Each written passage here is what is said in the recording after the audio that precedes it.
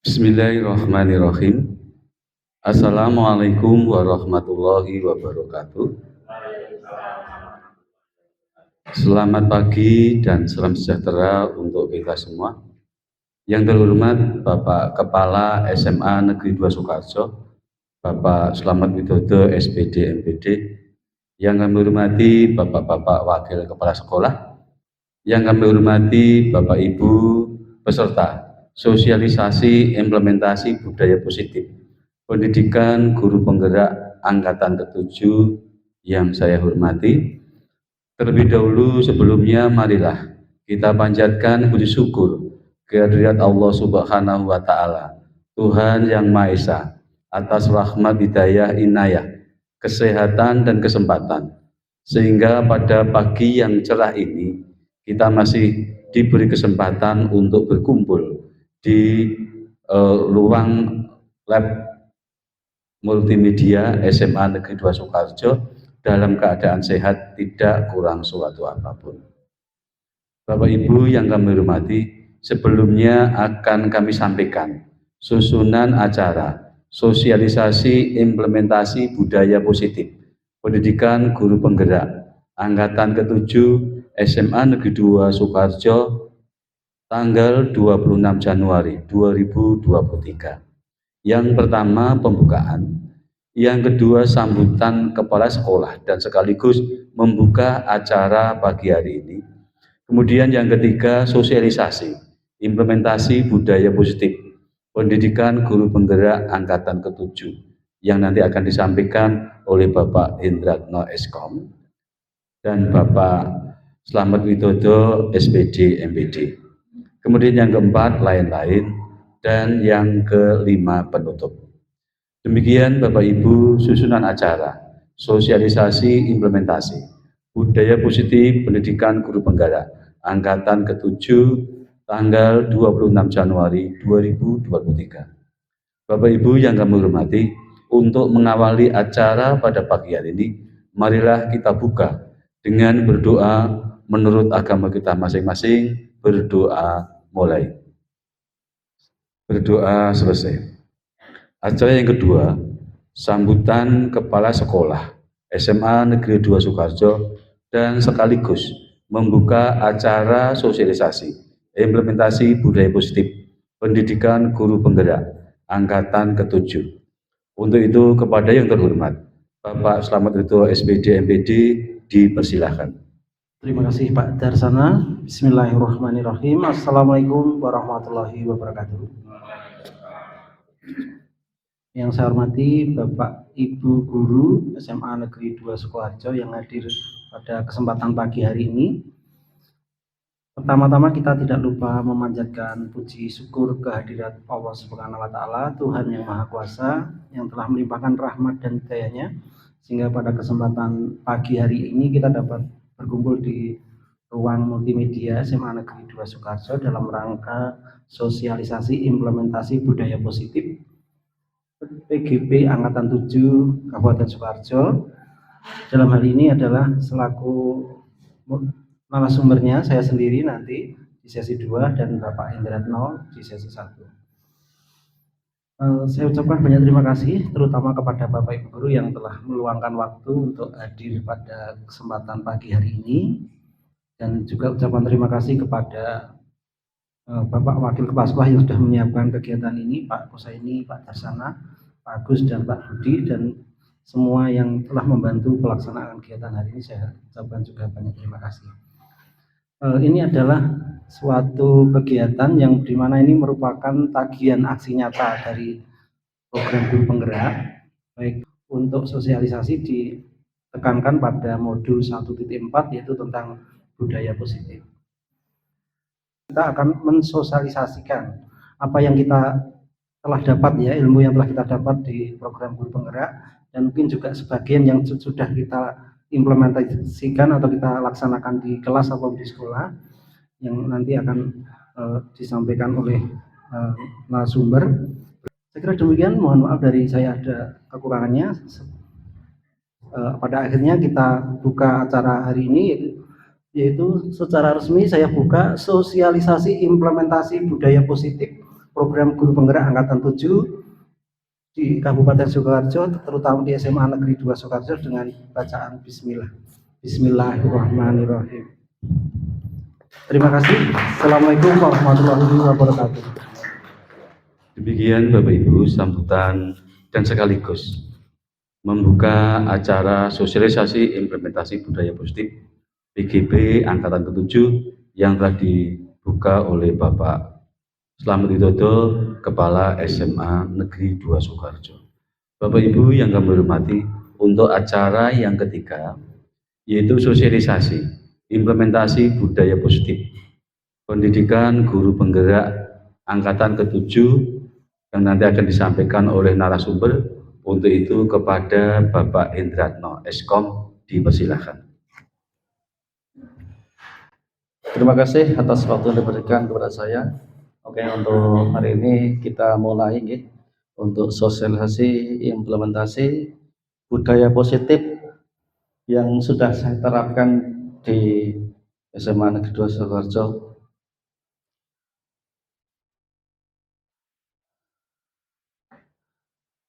Terus untuk hari ini nanti kita akan mempelajari modul, jadi yang disosialisasikan adalah modul 1.4, yang mana untuk sebelum kita mulai di sini ada pertanyaan pemantik ya. Nanti jenengan bisa jawab setuju atau tidak ya. Yang pertama, hukuman dapat mendisiplinkan anak. Setuju betul nih Bapak Ibu? Ya tidak ya. Terus yang kedua, pemberian hukuman dengan hal positif seperti membaca atau membersihkan halaman sekolah dapat meningkatkan disiplin anak. Setuju betul nih Setuju ya? Mungkin ya. Nanti bisa kita lihat di slide berikutnya. Yang terakhir, memberi penghargaan dapat meningkatkan motivasi belajar anak. Oke, yes. Nanti kita lihat ya. Jadi sementara itu yang kita pahami saat ini dulu. Terus di modul ini nanti kita akan belajar yang pertama tentang disiplin positif dan nilai-nilai kebajikan universal, itu yang pertama. Yang kedua, teori motivasi, hukuman, penghargaan, restitusi. Yang ketiga, keyakinan kelas. Yang keempat, kebutuhan dasar manusia dan dunia berkualitas. Yang kelima, itu restitusi, 5 posisi kontrol, dan yang terakhir, segitiga restitusi. Yang pertama dulu, disiplin positif dan nilai-nilai kebajikan universal. Perubahan paradigma ya, kegiatan, coba mungkin kita bisa bayangkan ya, nggak usah kita praktekkan saja. Kalau kita misalnya punya sebuah barang yang sangat berharga, misalnya saya punya barang seperti ini, kita genggam kuat. Terus ketika ada orang berusaha pengen merebut, dengan sekuat tenaga, bagaimanapun caranya, didik-didik apa pripun terserah dari yang orang kedua. Kira-kira barang yang jenengan pegang ini akan jenengan lepas atau mboten? Dipertanyakan nggih. Jenengan lepas mboten, Bu? Nah, sebetulnya barang yang kita pegang ini kita lepaskan atau tidak, itu yang mengontrol adalah diri kita. Kalau kita pengen mempertahankan ini sekuat tenaga, walaupun nanti misalnya kalah pun tetap akan kita perjuangkan. Sedangkan orang itu kalau misalnya pengen memberikan, nggak usah direbut pun akan dikasih. Sebetulnya kita punya hak untuk mengontrol diri kita sendiri, dan orang lain tidak bisa mengontrol diri kita. Termasuk juga ketika anak di kelas pun juga sama. Kita nggak bisa mengontrol anak terlalu berlebihan. Jadi kita memberikan kesempatan anak untuk bisa mengontrol diri sendiri. Nah, sekarang teori kontrol ya. Yang pertama, ilusi guru mengontrol murid. Ya, ada ilusi bahwa kritik itu akan membuat orang merasa bersalah, itu dapat menguatkan karakter. Yang ketiga, ilusi bahwa semua penguatan positif efektif dan bermanfaat. Dan yang terakhir, ilusi bahwa orang dewasa itu memiliki hak untuk memaksa. Nah, ini mungkin yang selama ini kita pahami seperti itu. Terus perubahan paradigma, siapa yang sesungguhnya memiliki kontrol?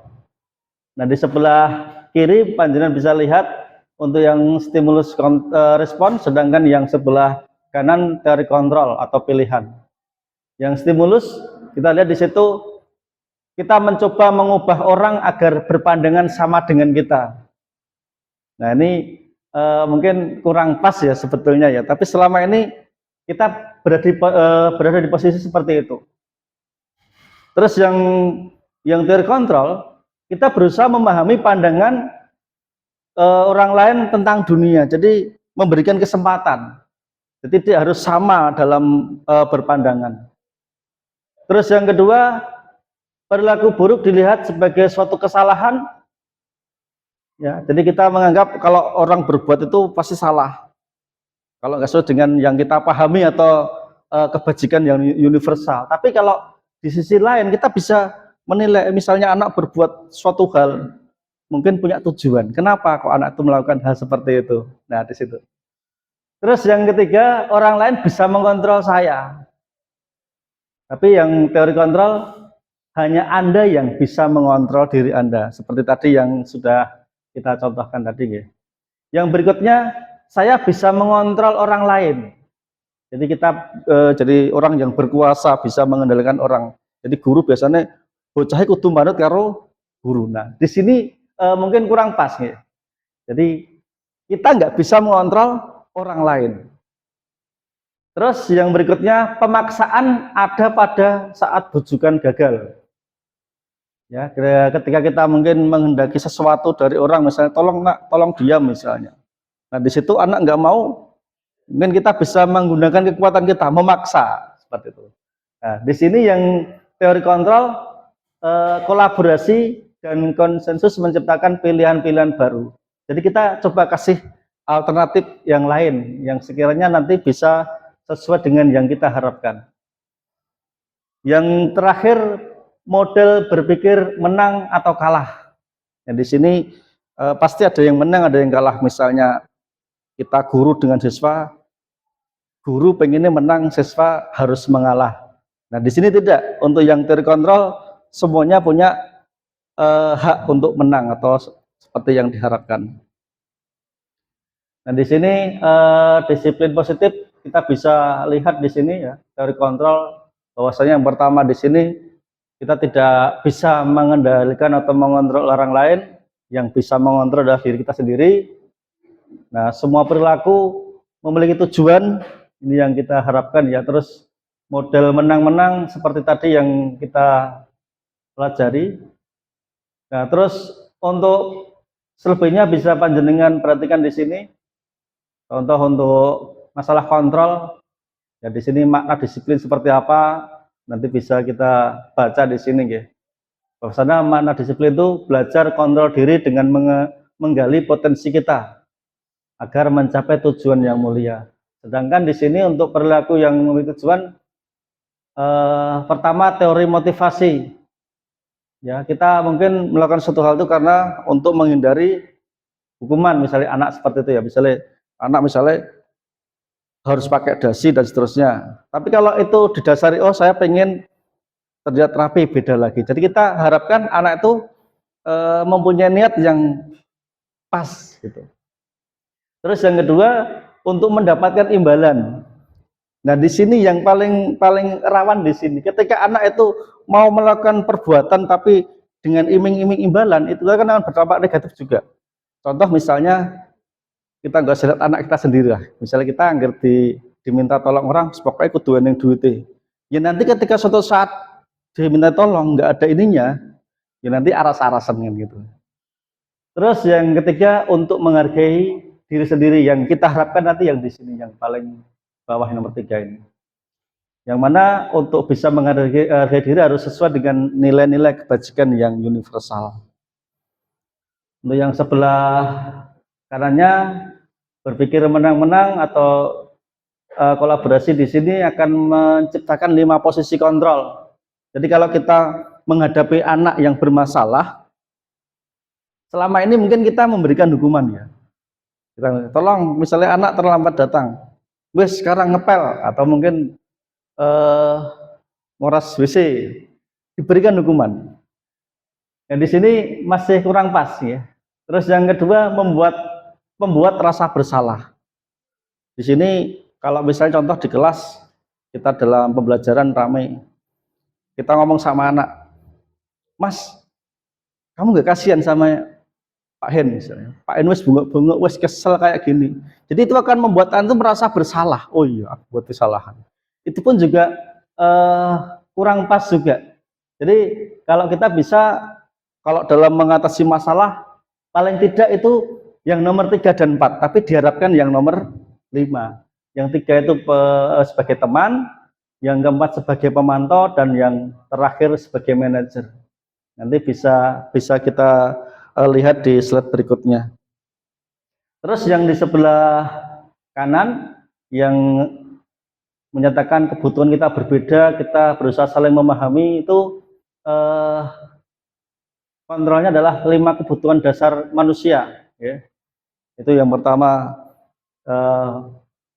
bagaimana kita bertahan hidup, penguasaan, kasih sayang, kesenangan, dan kebebasan.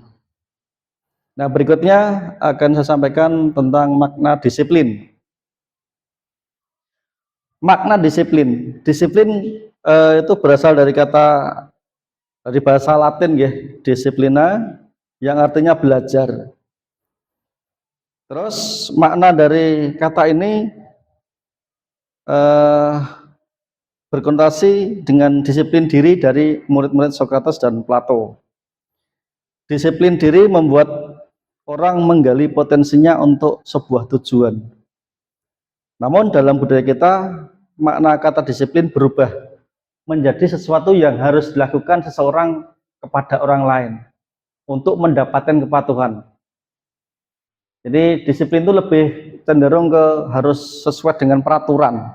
Padahal sebetulnya disiplin itu adalah artinya belajar. Yang berikutnya, nilai-nilai kebajikan. Nilai-nilai kebajikan itu adalah sifat-sifat positif yang dimiliki manusia. Jadi terlepas dari kontrol agama atau kontrol adat dan budaya, yang namanya kebajikan itu ada. Contohnya misalnya apa? Kita misalnya ada orang jatuh, kita pengen bantu.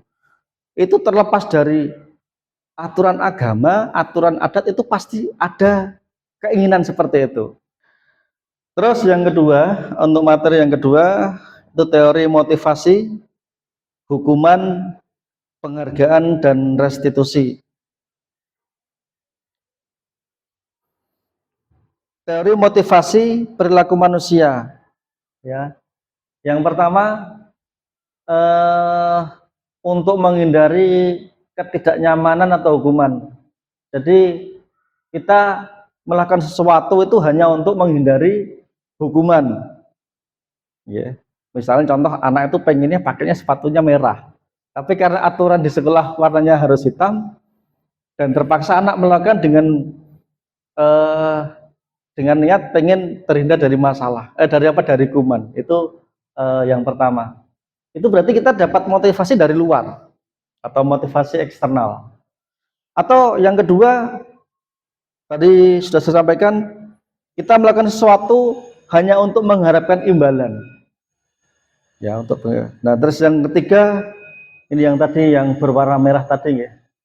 Untuk bisa menghargai diri sendiri. Jadi kita melakukan sesuatu, saya pengen tampil dengan baik, sebaik mungkin, disiplin dan seterusnya. Itu yang kita harapkan, bahwasanya untuk siswa itu melakukan sesuatu diharapkan ada dorongan dari dalam, bukan faktor menghindari hukuman atau untuk mendapatkan pahala. Selanjutnya merdeka. Ya, merdeka. Menurut Ki Hajar Dewantara, merdeka itu artinya tidak hanya terlepas dari perintah, akan tetapi juga cakap dalam memerintah diri sendiri. Nah, selama ini kenapa mungkin kita menganggap sudah merdeka, nggih? Ternyata banyak anak yang merasa terkekang dengan aturan-aturan seperti itu. Nah, nanti kita akan mencoba menggeser bagaimana sebuah peraturan menjadi sebuah keyakinan atau kesepakatan kelas nanti di belakangnya. Dihukum oleh penghargaan. Jadi ketika seseorang melakukan suatu hal yang baik terus dikasih penghargaan, sebetulnya kita dikasih penghargaan atau hukuman itu kedudukannya sama. Sama sebetulnya. Jadi hukuman itu diberikan kalau kita berbuat salah dan penghargaan ketika kita berbuat benar. Itu sama kedudukannya. Gampangnya gitu. Nah, itu akan berpengaruh. Yang pertama itu pengaruhnya bisa jangka pendek dan jangka panjang. Kalau jangka pendek yang kita lihat tadi saya kasih gambaran misalnya kalau nggak ada uang nggak akan berangkat mengerjakan. Tapi jangka panjangnya itu akan membentuk karakter anak, kepribadian anak. Suatu saat kalau jadi orang juga akan melakukan hal seperti itu. Penghargaan yang menghukum. Yang ketiga, penghargaan mengurangi ketepatan. Yang keempat, tidak efektif. Yang terakhir, merusak hubungan. Yang berikutnya dihukum oleh penghargaan. Di sini ada 3 juga, yaitu penghargaan menurunkan kualitas, mematikan kreativitas, dan mengurangi motivasi intrinsik. Jadi orang itu atau anak itu akan mengharapkan hanya sebuah penghargaan atau imbalan saja. Yang berikutnya, bentuk program kebajikan. Dalam memberikan apresiasi, jadi perlu diingat, yang pertama, beri pengakuan secara khusus, secara pribadi, kepada semua murid, dan secara konsisten. Jadi, dalam pembelajaran mungkin kita bisa memberikan apresiasi ke anak. Misalnya anak menjawab dengan mungkin kurang pas, tapi kita kasih penghargaan yang bagus nak, mungkin akan lebih bagus lagi kalau seperti ini, tapi jawabannya sudah cukup bagus. Jadi tidak ada ucapan dari kita yang menyalahkan, kamu salah, kurang pas. Jangan. Tapi kita apresiasi dengan hal yang membuat semangat anak lebih. Yang berikutnya contoh pengakuan. Ini contohnya misalnya pembukanya misalnya, kemarin saya perhatikan, nah nilai kebajikannya misalnya, rasa empatimu besar sekali pada saat menolong murid baru di kelas kita. Nah, ini bisa panjenengan baca ya. Untuk yang kedua, saya menghargai untuk nilai kebajikannya, nilai kepedulian untuk situasi ketika membantu teman-teman di dalam tugas kelompok. Jadi coba kita geser yang semula kita mungkin menyalahkan, kita berikan apresiasi. Terus yang berikutnya, saya minta Bapak Ibu bisa menjawab kira-kira di sini ada tindakan guru yang sebelah kanan ini berupa hukuman atau konsekuensi. Jadi sebelumnya akan saya sampaikan bahwasanya hukuman itu sesuatu hal yang membuat anak itu merasa sakit, sedangkan konsekuensi itu yang harus dilakoni gitu. Jadi misalnya contoh anak menjatuhkan gelas terus jadi basah, kalau konsekuensi gimana? Mungkin harus dipel dan seterusnya. Tapi kalau hukuman karena pecah harus ganti 10, seperti itu. Nah, saya minta tolong untuk soal yang pertama itu kira-kira itu masuk ke hukuman atau konsekuensi. Mencatat 100 kali di dalam buku kalimat, saya tidak akan terlambat lagi karena anak yang terlambat sekolah. Kira-kira masuk ke hukuman atau konsekuensi Bapak Ibu? hukuman ya. Terus yang kedua, lari mengelilingi lapangan basket 2 kali karena terlambat hadir di sekolah, hukuman ya. Terus yang ketiga, murid diminta untuk push up 15 kali karena tidak menggunakan masker. Nah, ini juga hukuman ya. Terus menggantikan kertas tugas teman yang telah dicoret-coret, konsekuensi ya. Di sini solusinya ya. Terus yang berikutnya, membersihkan tumpahan air di meja tulis karena tersenggol pada saat belajar, konsekuensi. Yang berikutnya, murid disuruh untuk mengenakan sepatu seharian di sekolah. Ini maksudnya murid disuruh untuk tidak mengenakan sepatu seharian di sekolah. Mohon maaf ada yang kurang ini ya. Hanya karena tidak mengenakan sepatu warna hitam. Jadi disuruh lepas. Hukuman atau konsekuensi? Hukuman. Dan yang terakhir, lari mengelilingi lapangan basket 2 kali karena terlambat 10 menit sebelum pelajaran PJOK. Konsekuensi gitu, karena sesuai antara pelajaran nih gitu. Mungkin contoh kecil misalnya mungkin Pak Agus memang sebelum mulai pembelajaran harus lari keliling lapangan dulu. Tapi anak terlambat, ya tetap harus keliling juga sama. Nah, untuk lebih tepatnya bisa lihat di slide berikutnya jawabannya. Nah, ini jawabannya. Monggo dipersani. Benar ya, yang pertama tadi hukuman, yang kedua hukuman, yang ketiga hukuman, yang keempat konsekuensi, 5 juga sama, dan yang terakhir konsekuensi. Kita bisa lihat kira-kira selama ini kita di posisi mana ketika ada masalah ya. Memang saya juga merasa kalau melakukan seperti ini juga pertama berat ya. Saya kira masuk KB harus konsekuensi, mungkin enggak konsekuensi itu dilakukan secara penuh. Kadang ada anak yang dibuat nyaman pakai konsekuensi malah tidak bisa berhasil, tapi terpaksa harus pakai hukuman. Ya nanti dipertimbangkan lagi kira-kira kalau sudah mentok sudah masalah. Nah di sini perbandingan antara hukuman dan konsekuensi. Yang sebelah kiri itu hukuman, kanan konsekuensi. Yang pertama, hukuman itu sesuatu yang menyakitkan, ya, dan harus terjadi. Sedangkan konsekuensi itu juga biasanya sesuatu yang harus terjadi, ya harus dilakoni. Nek misalnya membuat kesalahan, ya harus bagaimana lah. Terus yang kedua, membuat anak sakit fisik maupun psikisnya untuk waktu yang lama.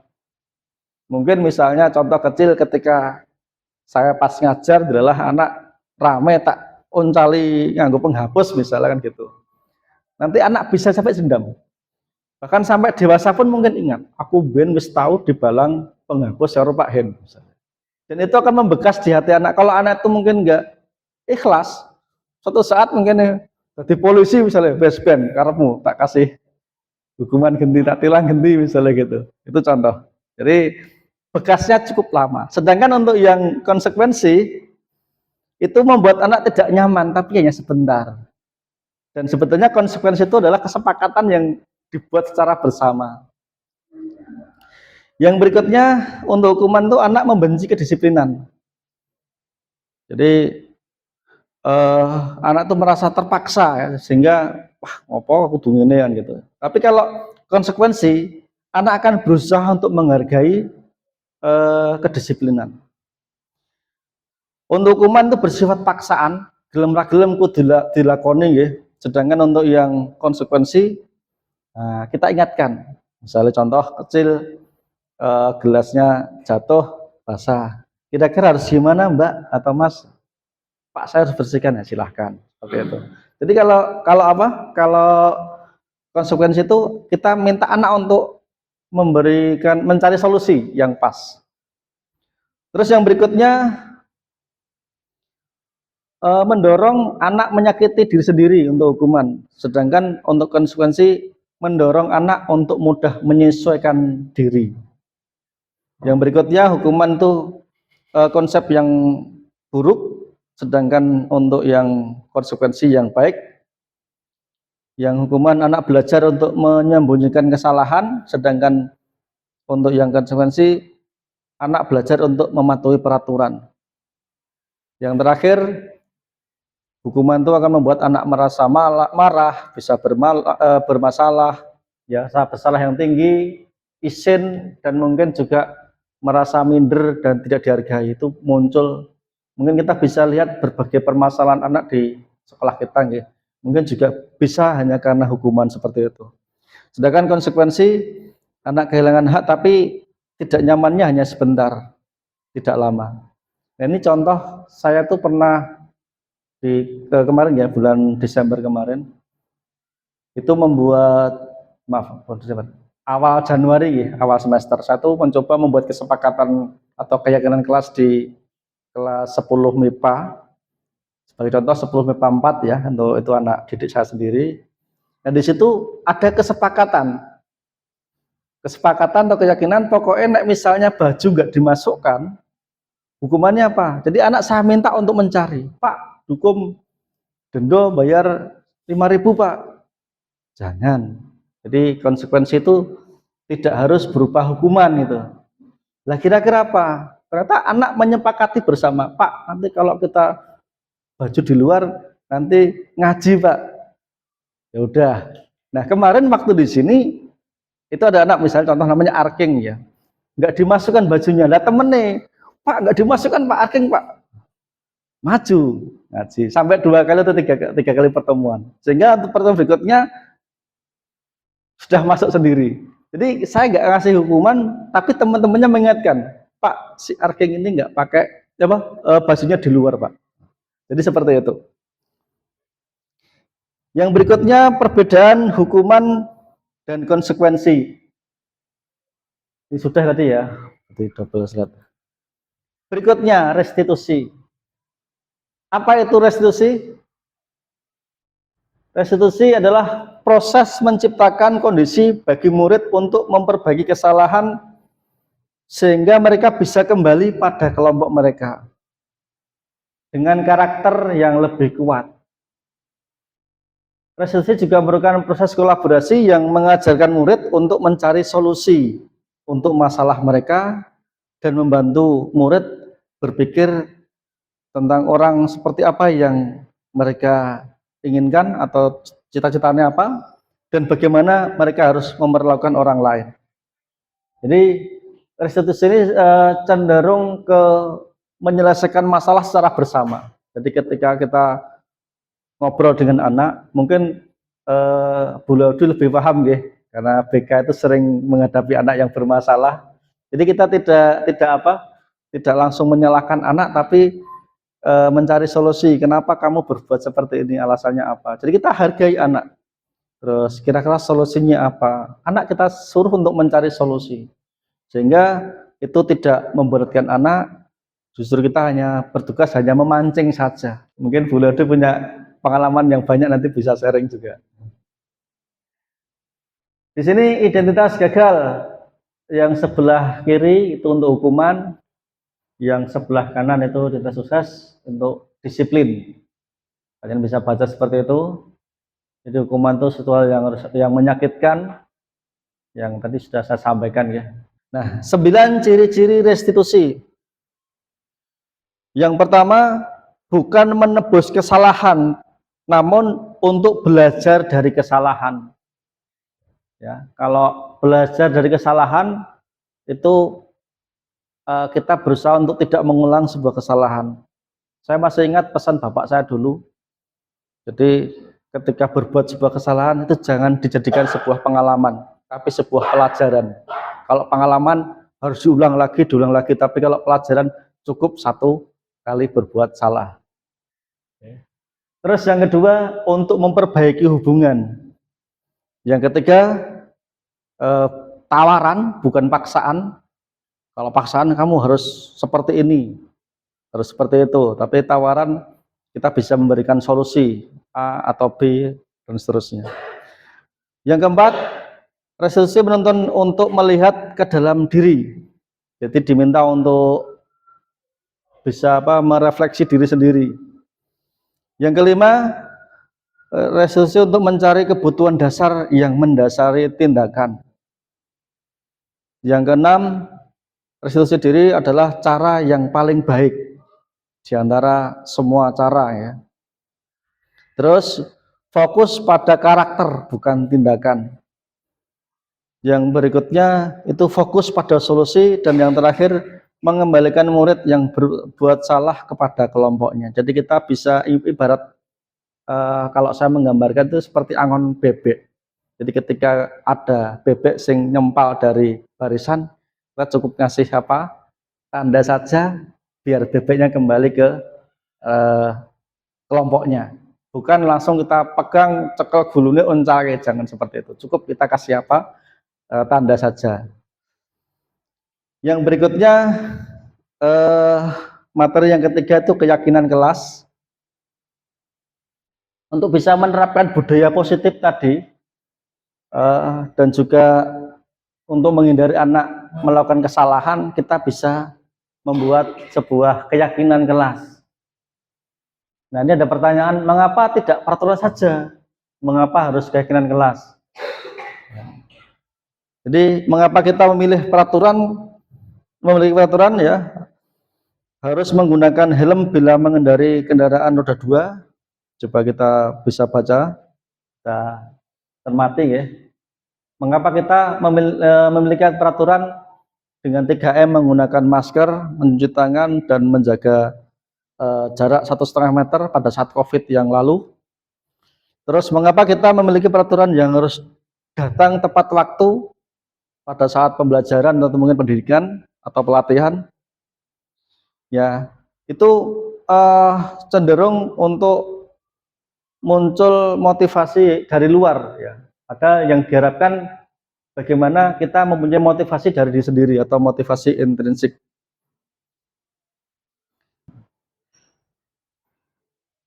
Nah, di sini peraturan. Kalau peraturan itu misalnya ketika kita baca buku, kita harus mengembalikan pada tempatnya. Terus yang kedua misalnya dilarang mengganggu orang lain, dilarang merokok, dilarang buang sampah sembarangan, hadir di sekolah tepat waktu, setelah lebih dari 15 menit itu ditutup misalnya, atau gimana. Sedangkan untuk yang keyakinan kelas dengan bahasa yang lebih sederhana, tanggung jawab. Dari satu tanggung jawab ini kita bisa kembalikan ke banyak hal, bukan hanya buku tok. Kalau kita sudah bisa menanamkan tanggung jawab, anak itu tidak hanya mengembalikan buku saat membaca, tapi juga mungkin hal yang lain. Ketika kita kasih tugas, bisa menyelesaikan dengan tepat waktu dan seterusnya. Justru malah lebih luas dibandingkan peraturan. Misalnya menghormati orang lain. Kalau di sini sama-sama tujuannya tapi beda bahasa, itu lebih nyaman yang keyakinan kelas. Jadi kalau benjang jenengan damel keyakinan kelas, coba pakai bahasa yang lebih menciptakan hawa yang positif. Jangan pakai istilah dilarang, tidak boleh dan seterusnya. Dilarang melakukan kekerasan, di sini keselamatan itu lebih utama. Misalnya contoh menghormati orang lain itu juga lebih pas. Dilarang merokok, dilarang menggunakan narkoba, dilarang minum minuman keras. Jagalah kesehatan, itu lebih bagus, lebih nyaman ya. Ya memang untuk keyakinan ini harus apa? Ditekankan, dijelaskan terus, setelahnya apa?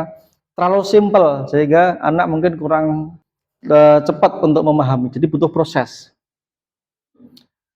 Gunakan masker di sini mungkin kesehatan, keselamatan bisa dengan bahasa yang lebih halus lagi. Jadi pada dasarnya peraturan itu memang lebih cepat diterapkan, lebih mudah. Sedangkan keyakinan itu butuh proses, butuh waktu yang lama.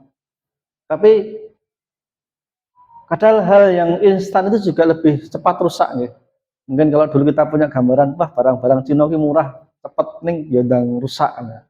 Tapi untuk hal yang butuh proses panjang itu akan membekas lama, bahkan membentuk sebuah karakter. Yang berikutnya, yang nomor 4, kebutuhan dasar manusia dan dunia berkualitas.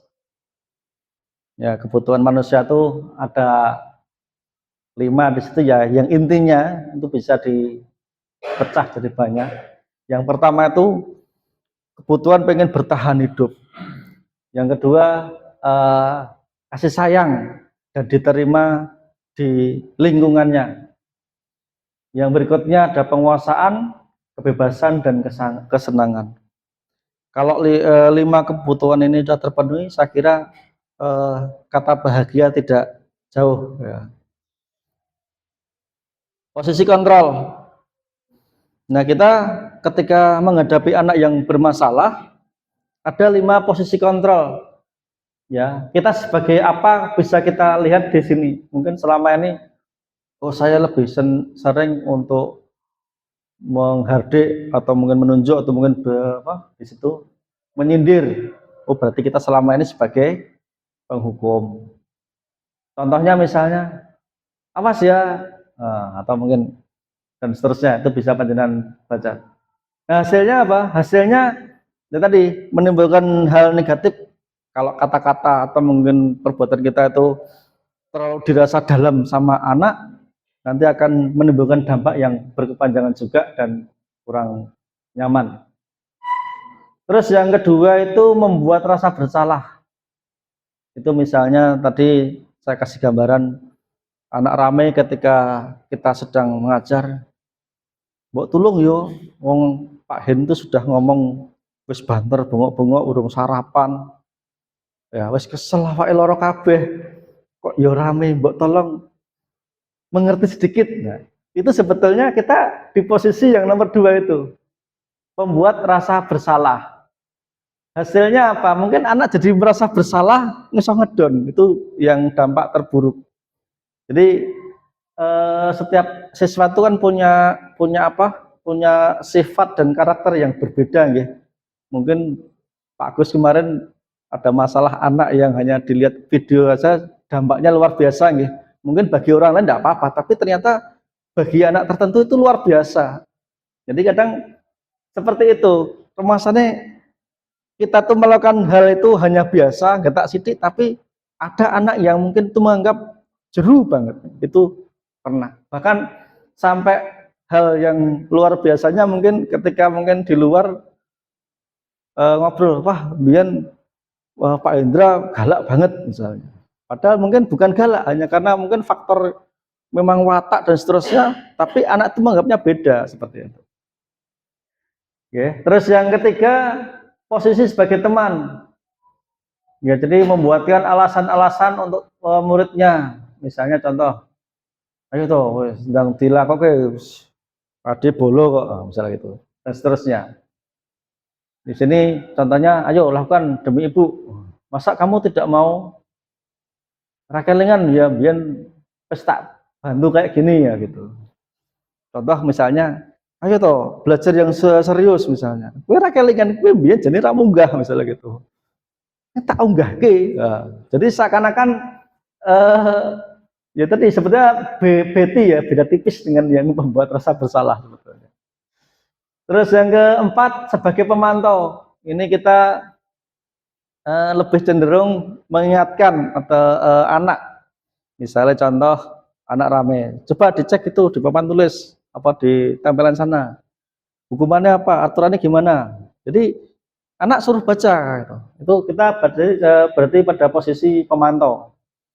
Sedangkan yang diharapkan kita itu di posisi manajer. Seandainya kita tidak bisa di posisi manajer, ya paling tidak kita di posisi yang pemantau atau teman. Tapi diupayakan menghindari yang sebelah kiri yang penghukum dan membuat rasa bersalah itu. Jadi sebisa mungkin kita pakai manajer atau teman atau pemantau. Kalau manajer itu lebih cenderung ke mengingatkan, contoh kecil di sini, apa yang kita yakini, apa yang bisa kamu kerjakan untuk masalah ini dan seterusnya. Nah, nanti bisa jenengan bersani di slide. Terus ya di sini tadi saya sampaikan kalau bisa kita bergerak di posisi manajer ya atau pemantau di sini. Tadi sudah saya sampaikan. Yang keenam, segitiga restitusi. Nah, di sini segitiga restitusi itu adalah sebuah cara bagaimana kita menyelesaikan sebuah permasalahan anak. Ya. Yang pertama, ketika di awal pembicaraan kita bisa menstabilkan identitas. Terus yang kedua, validasi kebutuhan. Yang ketiga, menanyakan keyakinan. Contohnya misalnya kita panggil anak, terus kita tanya, ada apa, masalahnya apa? Terus anak menyampaikan kesalahan, saya berbuat gini-gini Pak. Nah, kita bisa sampaikan ke anak juga, ya sing jenengi menungso pasti pernah nggak salah gitu. Kita memberikan support, menstabilkan emosi anak.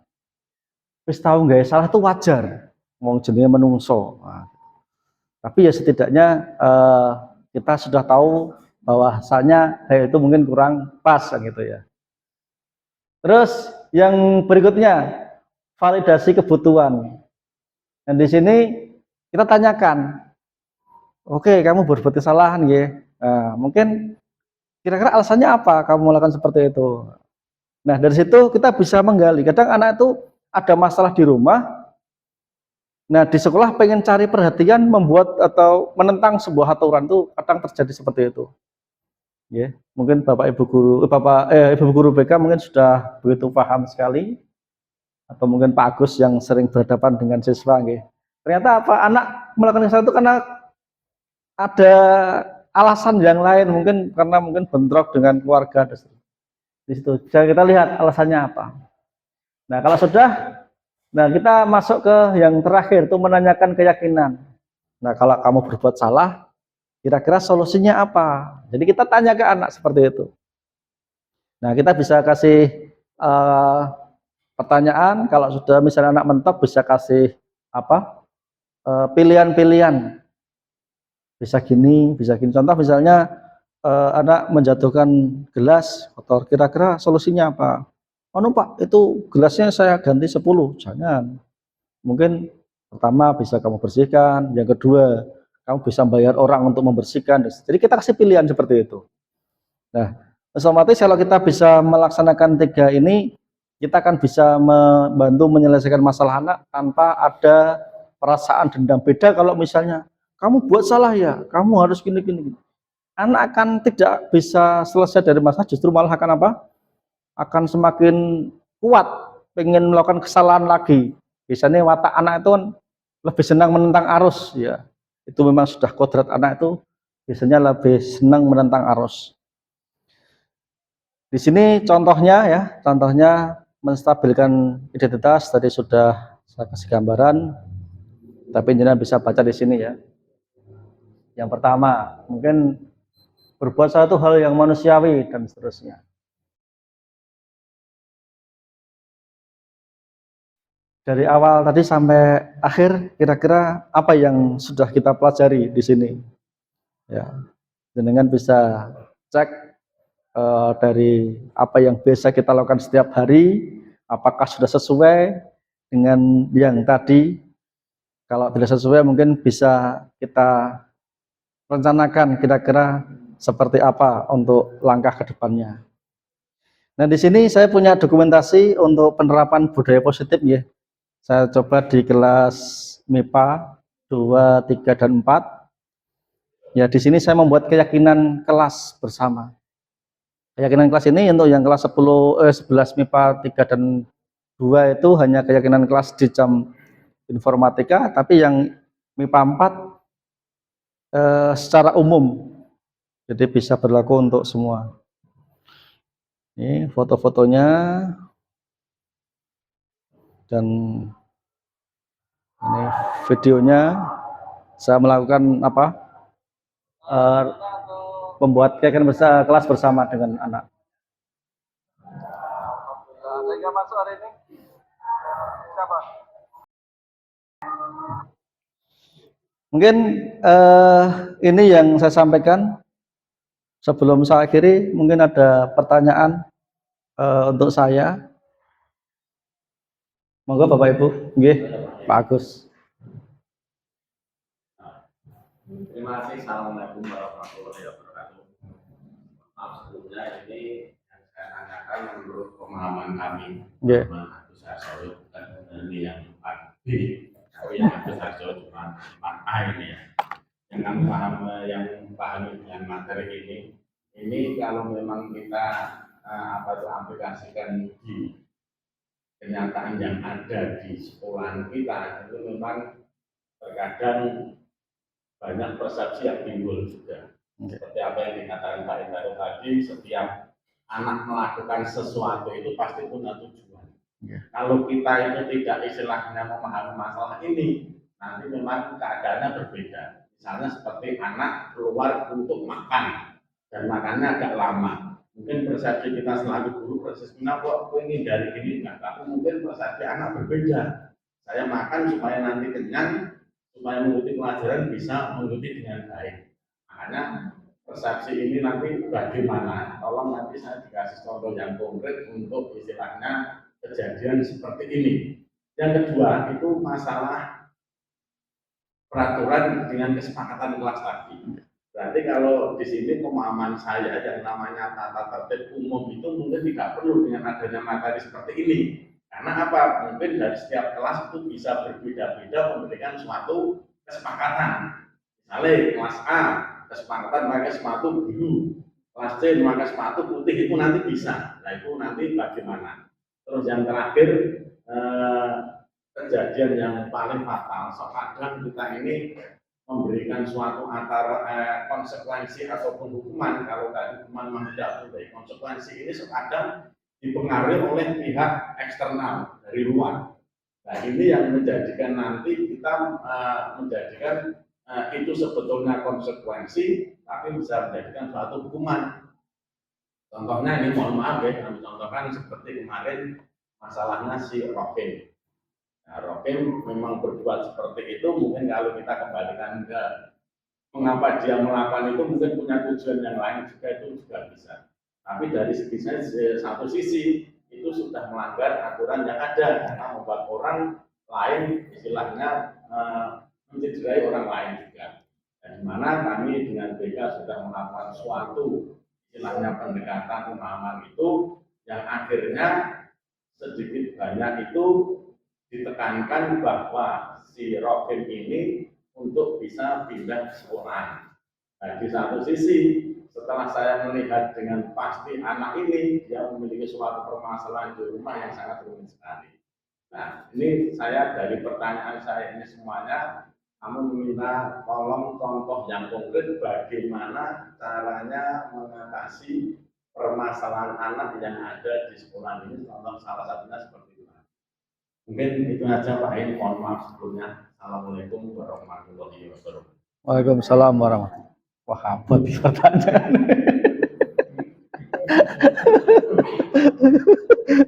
Pertanyaan yang sangat berat ini.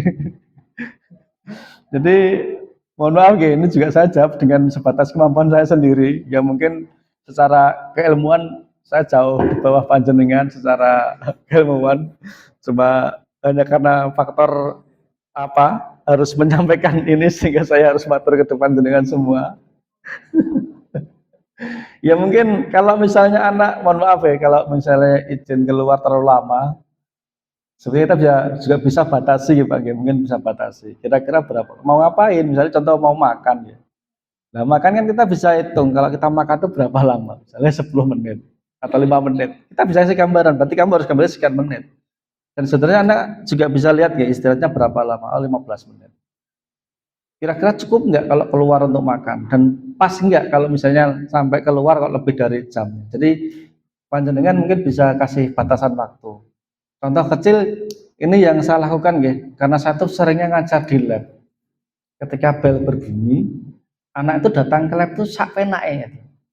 Kadang 5 menit baru sampai, 10 menit baru sampai. Ada alasannya kan? Pak, mampir ke belakang dulu Pak. Pak, ini tadi gini-gini, dan banyak sekali alasan. Pak, sholat Pak. Sehingga saya juga harus mencari solusi gimana caranya gitu.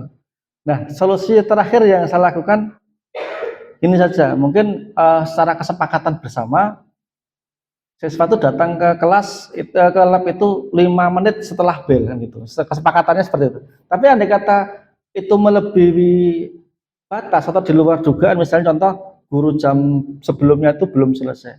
Tolong komunikasi yang baik dengan saya. Andai kata kamu mau terlambat, mau ke belakang, silahkan komunikasi dengan saya. Sebetulnya semua hal itu terletak pada komunikasi. Pak, saya terlambat Pak, nanti saya mampir ke kamar mandi sebentar.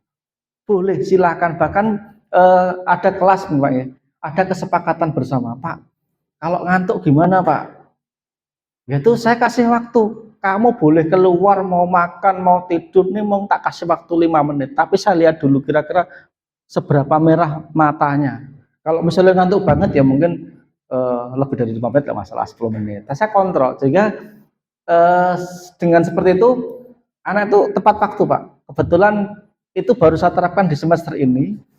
Ke presentasi keterlambatan anak itu paling ya 1-2. Sebelumnya itu 15 menit anak baru masuk. Sering sekali Pak. Tapi itu yang saya terapkan ya, mungkin dengan punya solusi yang lain monggo.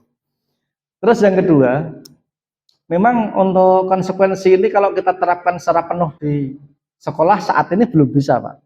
Yang namanya budaya positif, jangankan budaya positif.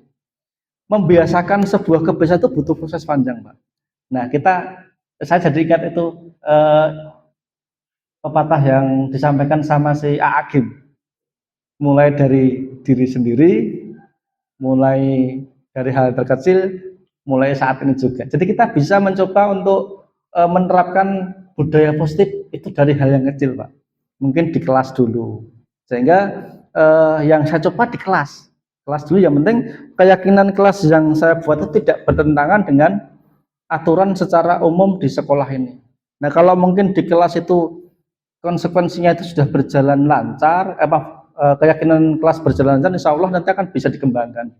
Nah mungkin tujuan dari pendidikan guru penggerak itu kan kita pengen menjadikan guru-guru itu bisa memahami seperti ini, diharapkan bisa menularkan ke teman-temannya, dan diharapkan juga kedepannya sekolahnya berubah menjadi sekolah penggerak.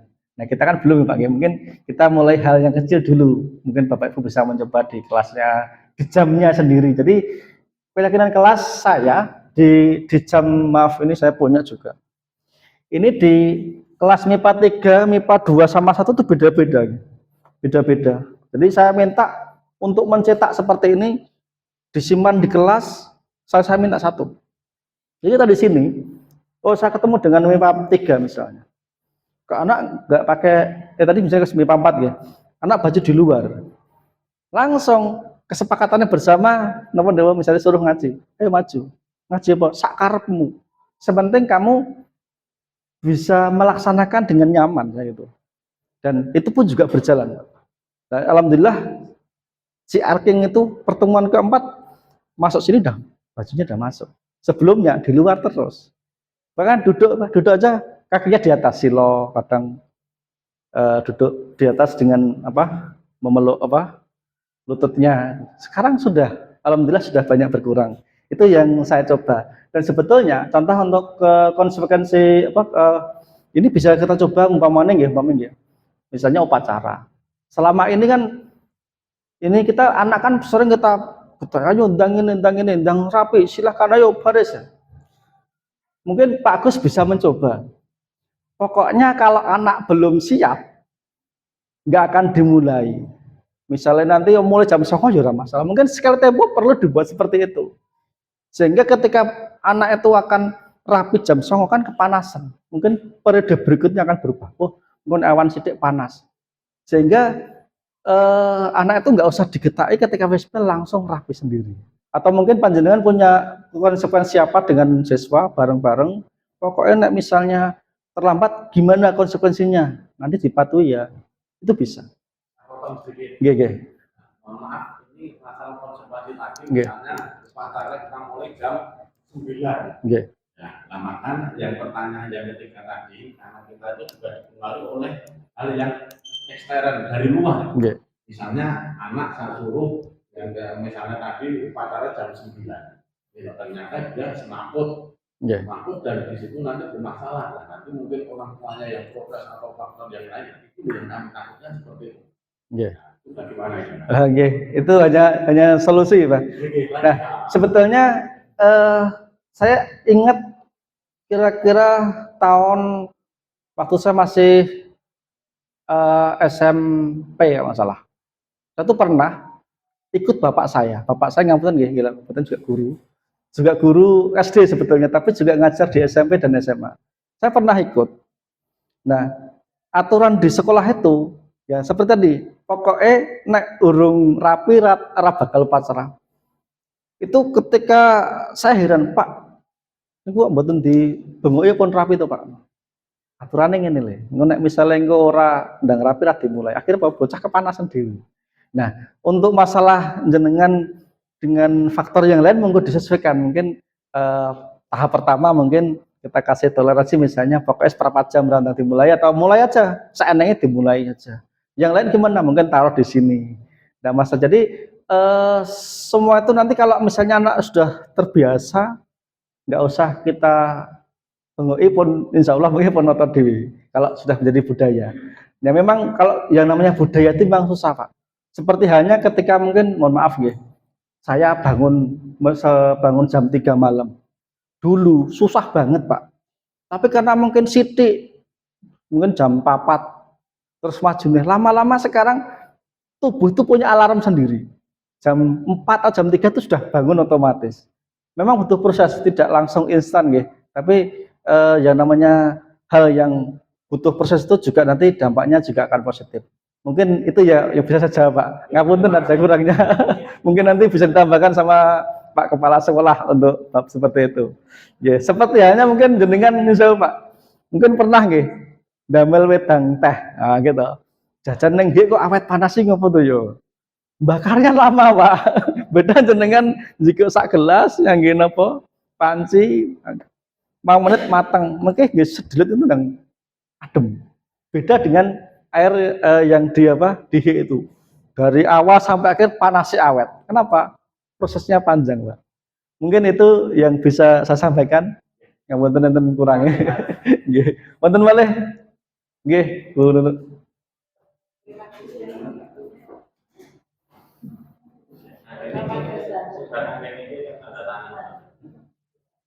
Terima kasih atas waktunya yang diberikan pada saya. Mohon maaf sebelumnya nih, baik sekali ini paparan yang diberikan oleh Pak Endratno. Kalau saya amati ini tadi yang dibicarakan adalah mengenai untuk murid ya Pak Endi. Yeah.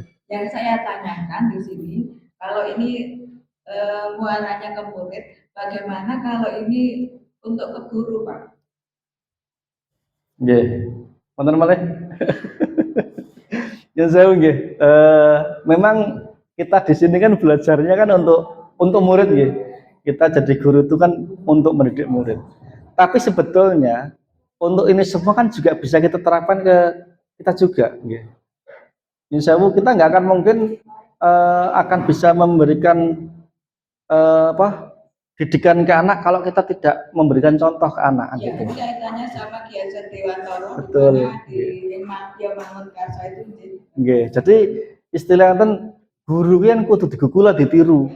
Bukannya digutok tapi juga ditiru. Kita sebelum menerapkan ke anak, ya memang alangkah baiknya kita terapkan ke diri sendiri dulu. Contoh misalnya contoh kecil nggih, misalnya anak misalnya pakaian nggak rapi, tapi saya bajunya betul istrikan yo nggak pas lah, saya menghindari itu. Atau mungkin ketika ada anak ngerokok, kowe ngerokok yo nggak boleh, padahal saya pas jepit rokok, ya saya kira kurang pas gitu. Jadi coba kita sebaiknya gini saya kalau menurut pemahaman saya sebelum ini terpena juga kita juga bisa menerapkan ke diri sendiri. Ya, mungkin itu Bu Nunu ada kurangnya, mohon maaf. Ya ngapunten ya, karena mungkin keterbatasan waktu. Cukup 2 pertanyaan mawon, mungkin Bu Nani wes muntuk-muntuk. Nanti pertanyaan disimpan untuk Pak Kepala mawon. Saya kira cukup sekian dari saya, ada kurangnya mohon maaf. Assalamualaikum warahmatullahi wabarakatuh.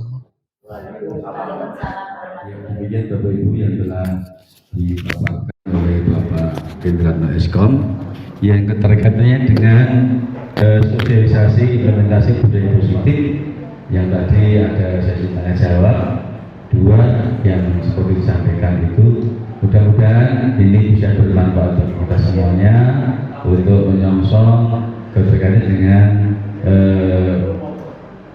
dalam kurikulum merdeka ini, karena hubungannya dengan kurikulum merdeka. Demikian, untuk itu marilah acara sosialisasi implementasi budaya positif pendidikan guru penggerak angkatan 7 kita tutup dengan berdoa menurut agama kita masing-masing. Berdoa mulai.